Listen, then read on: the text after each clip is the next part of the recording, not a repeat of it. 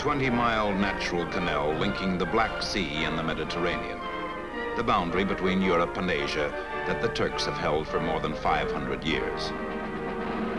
By international agreement, they allow the merchant vessels of any nations to pass freely in either direction, while reserving strict military control of these waters.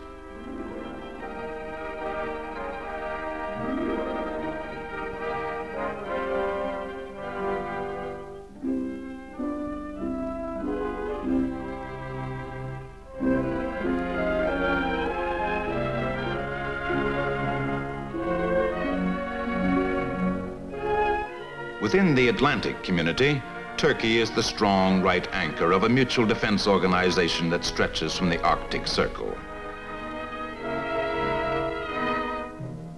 Within the world, Turkey holds one of the great strategic crossing places of history, able to control access to Asia and Russia, and within close reach of the oil-rich Middle Eastern countries, the Suez Canal, and Africa.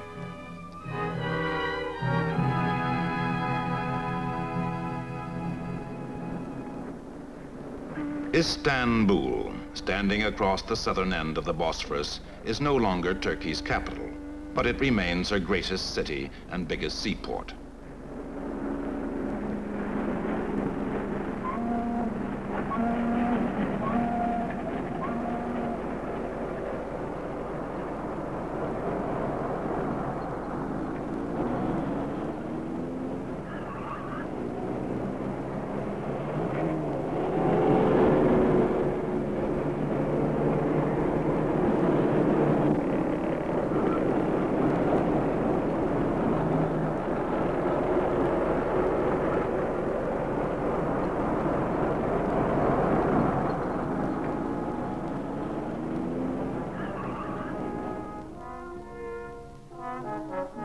Constantinople, this ancient capital of the Byzantine Empire, became capital of the Ottoman Empire in the year 1453 under the new name of Istanbul. Saint Sophia, which was a Byzantine temple for about 900 years and a mosque for about 500 years, was transformed by Ataturk into a Byzantine museum in 1934. To the name of Constantinople was added the wealth and prestige of Istanbul, new capital of the Ottoman Empire.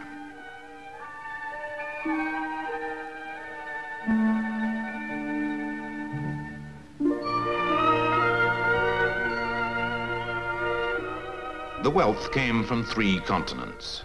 The prestige included dominion over Europe as far as the Danube, all of North Africa, and the entire Middle East. The unique fighting machine that secured this empire is commemorated in national military museums and by groups of bandsmen and troops that revive the marches of the once dreaded Janissaries.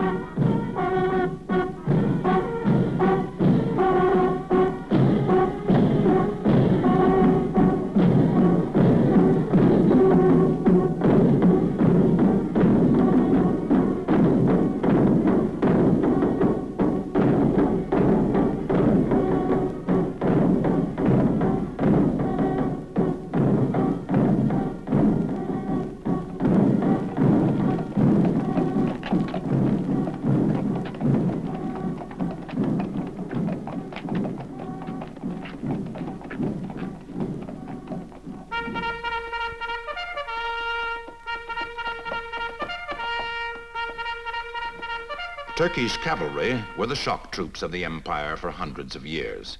And in today's republic, cavalry still have a part to play in almost a fifth of this great land, the northeast, where broken mountain country makes movement difficult.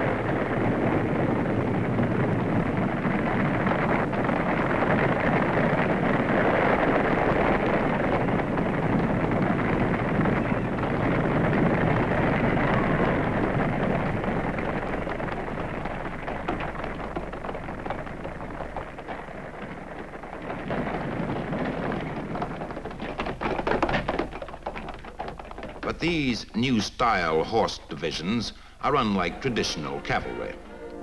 Pack horses enter the charge with modern automatic weapons and supporting arms that enable these troops to concentrate heavy firepower in country difficult for infantry and impassable to tanks.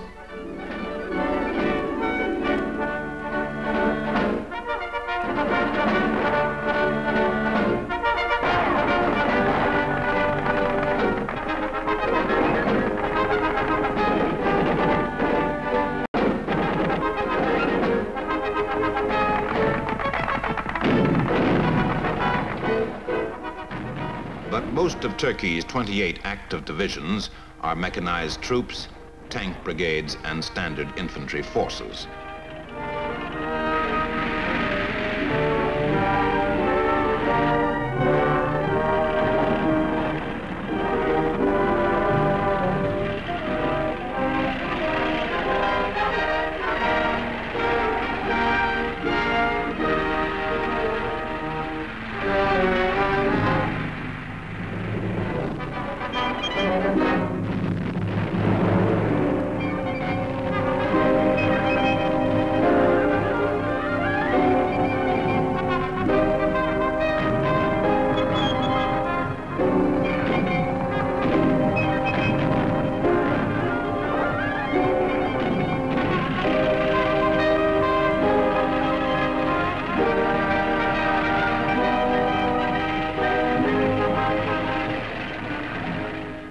But this army is more than a military machine. Turkey is still conducting a great economic revolution, and none of the 500,000 men under arms return to civilian life without having learnt new skills of service and of value to the future of their country.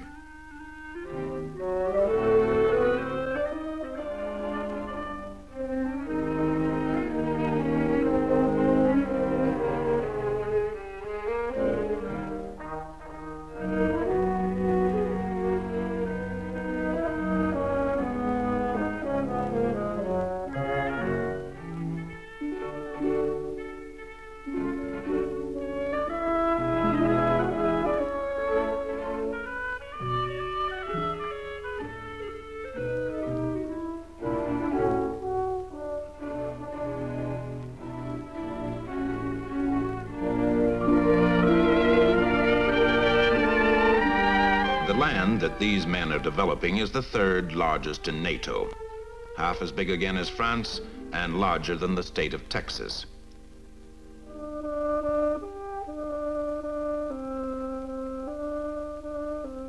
As much of the country is natural grazing that can be intensively cultivated, the biggest post-war change has been in agriculture.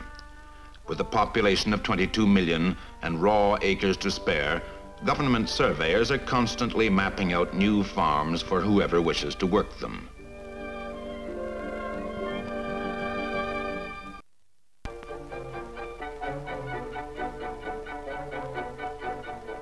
With the grant of land comes equipment, and to hasten the work, the government maintains farm machinery centers.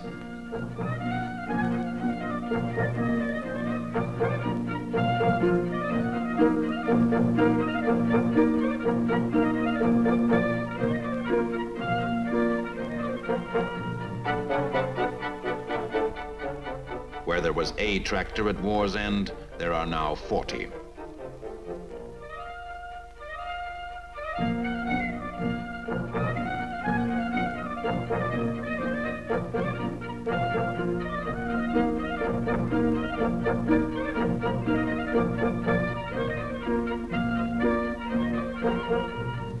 In 1947, not a pound of Turkey's wheat left the country.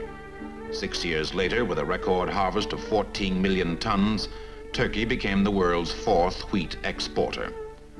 In 6 years, wheat production overtook storage facilities so fast that grain was stacked in the open while an emergency program went ahead to build a chain of giant silos.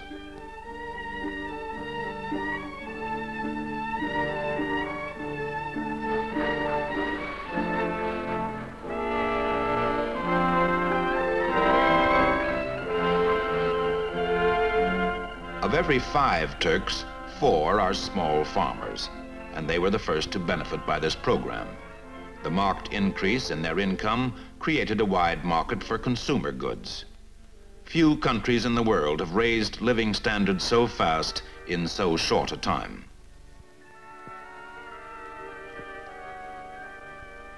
This post-war economic revolution is a continuation of the sweeping change initiated by the late Kemal Atatürk, father of all the Turks, as he was named in love and honor by his people.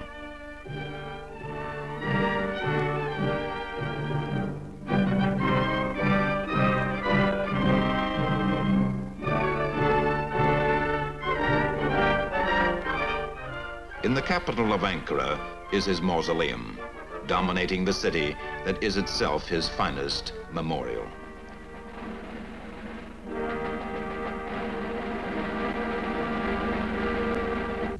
The ancient Ankara that Ataturk found in 1920 was a half-forgotten mountaintop village.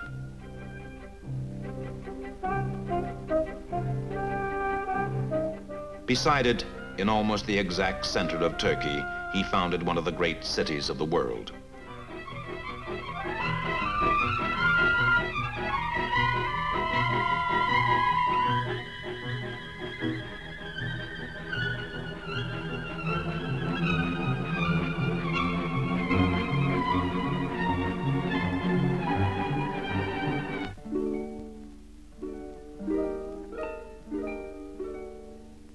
Freed from the veil and an inferior social status, Turkish women were able to establish themselves on equal terms in all professions. In medicine, and especially in teaching, they have played an indispensable part in wiping out the legacy of sickness and illiteracy of old Turkey.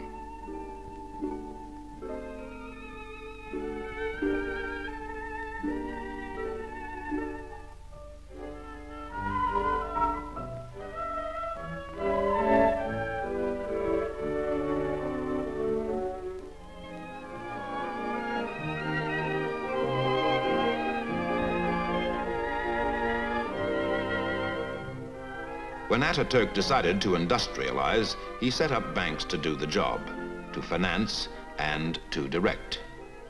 In 1950 came a change of policy.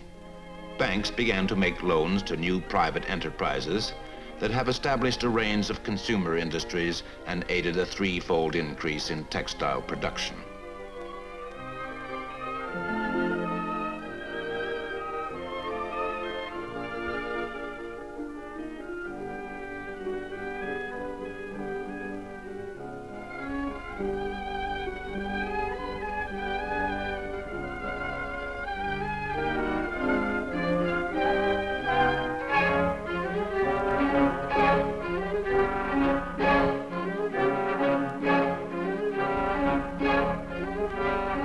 Expansion of heavy industry continues under the direction of the banks. A tenfold increase in cement production is underway, and steel capacity has doubled.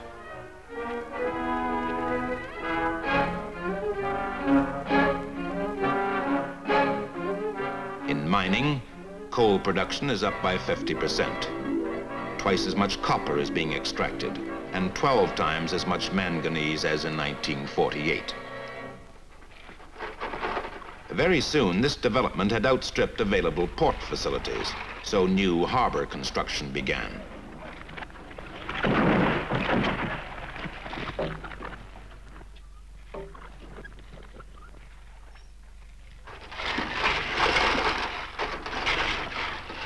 Adequate new installations now load the mineral wealth easily and quickly.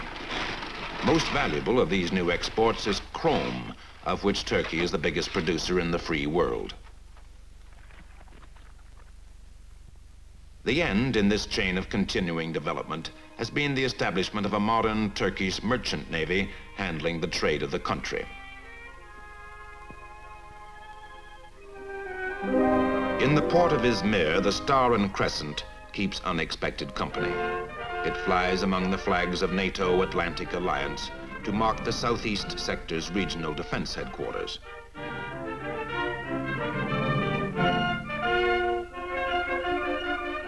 Here, the officers of 3 countries, Greece, Turkey, and America, coordinate land, sea, and air defenses as part of the Grand Atlantic Alliance.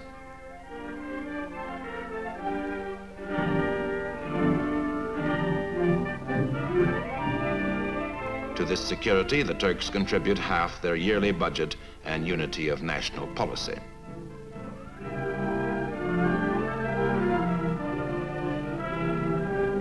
Strengthening the security of Greeks and Turks in this area is their tripartite pact with the Yugoslavs, a forging of defense bonds between three countries.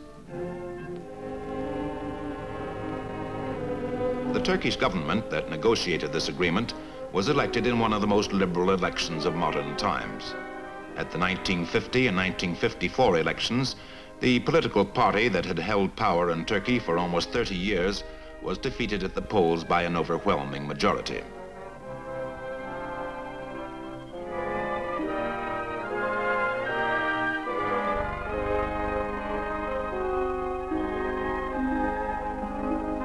Dedicated to a system of free multi-party democracy are the Turkish people, who have established the economic and military strength of their nation.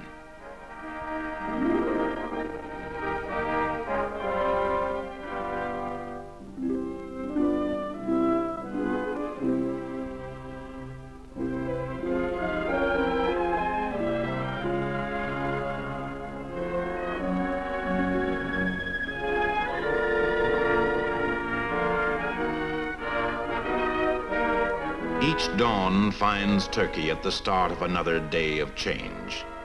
In Istanbul, the day begins when the ocean-going ships of a dozen nations slip in and out of the Golden Horn before the great bridges linking the quarters of the city swing back into place for the day. In less than 40 years of social and economic evolution, Turkey has reduced the gap between her and other Western nations.